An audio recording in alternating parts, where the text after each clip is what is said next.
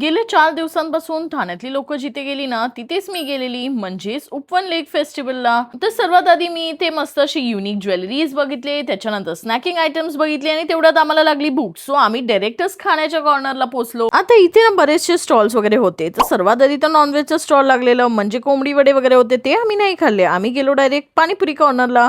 ते खाऊन झाल्यानंतर फ्रँकी खाल्ली, मग हे पोटॅटो ट्विस्टर खाल्ले आणि मग हे बर्गर पिझ्झा वगैरे होते. त्यानंतर थालीपीठ बनवत होती ही काकू, एकदम मस्त अशी अस्सल पुणेरी स्टाईल.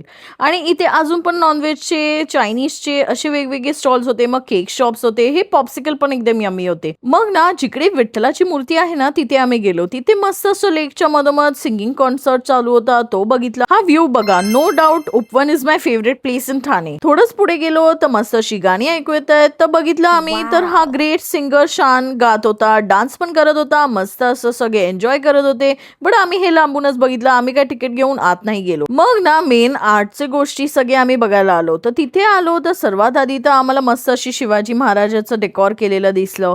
त्यानंतर पुढे येताच मस्त अशी हँडमेड गोष्टी भेटले, ज्यात हे वुडनचे आहेत, काही सावंतवाडीवरून स्पेशल. देन हे पर्सेस पण बघा, हे तर मला खूप जास्तच आवडली. मग ना हे हँडमेड टोट बॅग्स पण खूप जास्त युनिक होते आणि मस्त पण दिसत होते, तेही मला खूप आवडले. आणि मग पुढे गेलो तर हे कॅन्डल शॉप होतं तिकडे. आणि मग ना हे ज्वेलरीज बघा, हे पण हँडमेड आहे आणि खूप युनिक आहे आणि हे साडीजवर वगैरे एकदम ऑसम दिसतात. मग हे पॉटरीचं एक शॉप होतं आणि हे हँडमेड बुक बघा, हे पण फुल्ली कार्व्ड आहे. आणि त्यानंतर हे डायरीज होते मस्तपैकी. आणि हे लँटर्न्स बघा, हे वुडन आहेत, एकदम युनिक. इथे ना बरेच हँडमेड गोष्टी होते, खूप युनिक स्टफ होते. त्यातलं हे क्रोशेचं एक स्टॉल आहे, हे पण खूप सुंदर आहेत बघा. तर हे sunflower. And next is the spot making workshop, ज्याच्यासाठी मी उपवनला खास आली, पण ते मला लास्टला भेटलं आणि त्याच्यासाठी पण खूप सारी लाईन होती. इथे आपण मस्तपैकी त्यांच्या मदतीने ना पॉट बनवतो आणि तो स्पॉट आपल्याला घरी पण घेऊन जायला देतात. And it was just for ₹50. आणि इथे आम्हाला भेटली आमची आराध्या, सो तिच्या सोबत पण फोटोज काढले. आणि मग पुढे आलो, इथे सगळे वुडनची गोष्टी आम्हाला अजून दिसली. आणि हे जे स्टॉल आहे ना ज्वेलरीचं, हे तर एकदम भारीच होतं, कारण इथे ना फक्त ₹150 2 इयरिंग्स मिळाले. मग मी मस्त असा जामून शॉट घेतला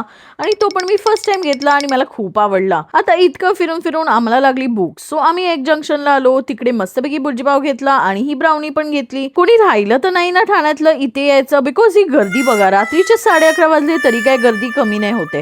मग आम्ही गेलो इथे गजानन महाराजाच्या मठात, कारण आज होता त्यांचा प्रकट दिन. तिथे पाया वगैरे पडून आल्यानंतर प्रसाद वगैरे घेतला, मग घरी आलो. आणि हे बघा मी काय घेतलं, मी घेतले 2 झुमके, मग ही फणी आणि काही snacking items. So see you next vlog, bye.